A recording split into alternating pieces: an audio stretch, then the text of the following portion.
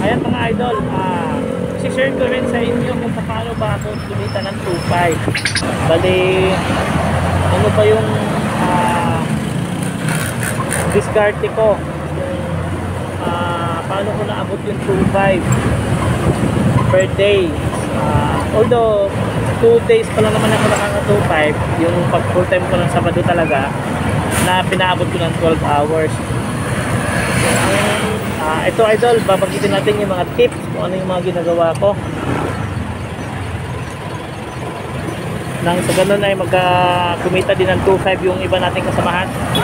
Unang-una idol, siguro sa cellphone. Yung cellphone mo siguro, kung mahina ang sagap ng signal ng cellphone mo, I suggest na mag-upgrade ka na rin ng cellphone mo. Mababawi mo naman yan mga idol. Kung panahon pa na kumukupong yung cellphone mo, palitan mo na. Mag-upgrade ka hanggat maaari yung 5G para mabilis sumagap ng signal. Baka mamaya nakasampung booking na yung ibang rider, yung mga katabi mo, pero ikaw isa pa lang kasi mahina ang sagap ng signal mo. And then ang pangalawang technique, yung tip ko mga idol, yung SIM card. May mga lugar kasi na mahina yung signal, kaya tulad ko, ang SIM card ko Smart tsaka dito SIM. Pagka napunta ako ng mahina ang signal ng Smart, nagtataka ka bakit walang pumapasok sa booking. Yung pala, ang hina ng signal, nagdo-loading lang. So minsan nagpapalit ako ng SIM card. Yung cellphone ko naman, bali naka-dual SIM naman, so hindi ko na kailangan talagang palitan sa i-open yung cellphone. Ano lang, baguhin mo lang yung naka-enabled na SIM card dun sa internet. So ayan yung pangalawang tip natin, ano. And then pangatlo, yung location. Yung pinaka-importante mga idol, yung location, kasi dapat marunong kang manimbang kung malakas ba ang booking sa lugar na yan. Unang-una, kung sa umaga ka babiyahe, iwasan mong tumambay sa mga business area. Ibig sabihin mga center of business, mga opisina, mga building, mga lalo na sa SM. Isipin mo mga idol na ang SM na yan, ang mga working place na yan, talagang papunta dyan ang mga pasahero. Hindi ka makaka-pick up nyan kasi papunta pa lang sila dyan sa SM. Kunyari sa SM, lahat ng mga workers pupuntang SM pa lang. So kung umaga pa lang nagtatambay ka na sa SM, nag-aabang ka ng booking, malimit makakuha ka man ng booking, napakatumal. Kasi bakit matumal? Siyempre alam nga namang umagang-umaga mga tao, umaga pa lang may mga customer na sa SM. So wala pang customer yan, wala pang customer na pauwi sa bahay nila, so malabo ang booking mo dyan. Meron man, sobrang tumal. Kaya ang booking na makukuha mo sa mga residential. Pwede pa rin naman magtambay sa SM kung yung ang SM na yan napapaligiran ng mga bahay, mga kondo, meron pa rin naman yan. Hanggat maaari, doon talaga sa mataong lugar, and then yung may mga madaming bahay, kasi malimitan sa mga yan, papasok sa eskwela, pag umaga, papasok sa eskwela, papasok sa opisina, papasok sa trabaho, lahat yan mga idol. Marami ka mag-booking dyan.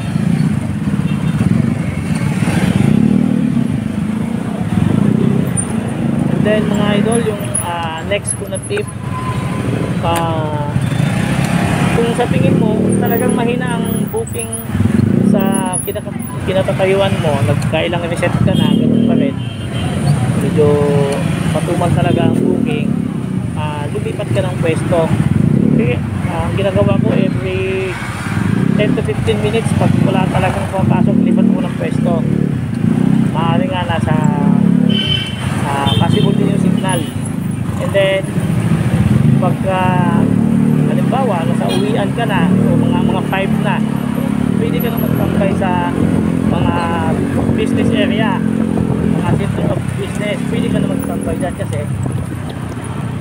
asahan mo na yan mga idol, marami nang uuwi yan, maraming mga namimili dyan sa SM na pauwi na sa mga opisina, sa mga kahit saang kumpanya, mga factory, mga kung saan.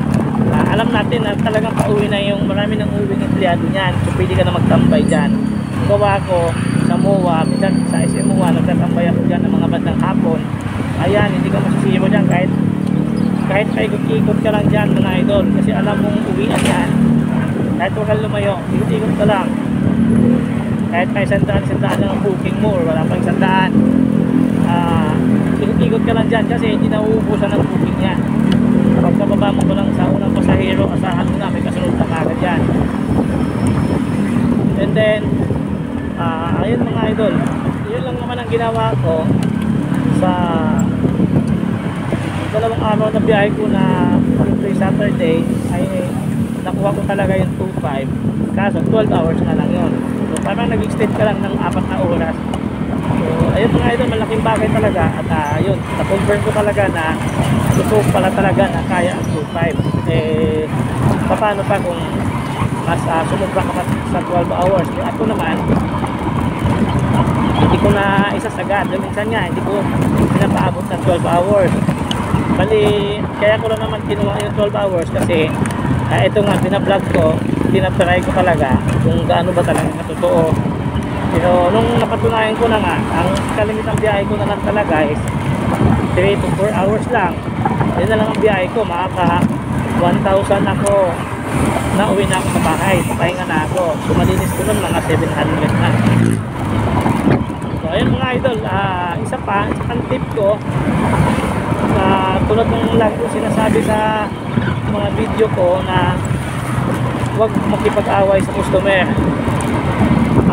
Hindi naman ibig sabihin na kung mali sila, kung ikaw ay pinagbubuhatan ng kamay, ikaw ay inaway ng customer, so hindi naman tama na ano ka lang, wala kang gagawin.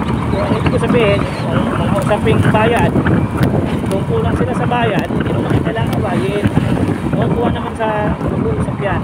Kung wala siyang cash, wala siyang karya, hindi mo na kailangan awayin mga idol. Mag-usap lang kayo ng maayos.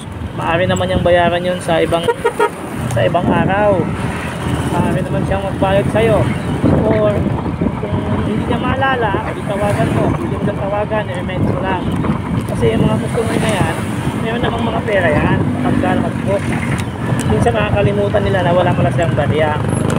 At sa mga customer naman, kung sabi sa akin na dapat pagkabiyahe ako may barya, may panukli ako, ito naman masasabi ko sa inyo mga mahal namin customer, hindi naman sa lahat ng pagkakataon kasi ay may barya kami, lalo na kung tuwing umaga, kasi ang pera namin paggabi binibigay na yan sa ang pera ng mga rider pag sinusurrender na yan sa mga asawa.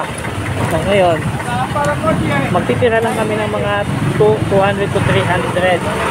Kalimitan nun, pang lang, baka may masiraan. Kung malaman, ang unang biyahe niyan, bibigyan ko kayo ng 1,000, kaya talagang wala kayo panukli.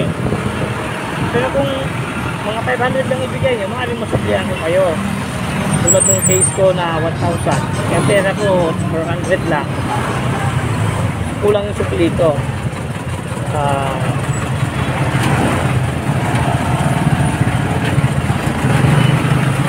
Ayan lang mga idol, sana may natutunan kayo sa aking video at sana i-kumita rin kayo ng malaki kasi lahat naman tayo gusto kumita.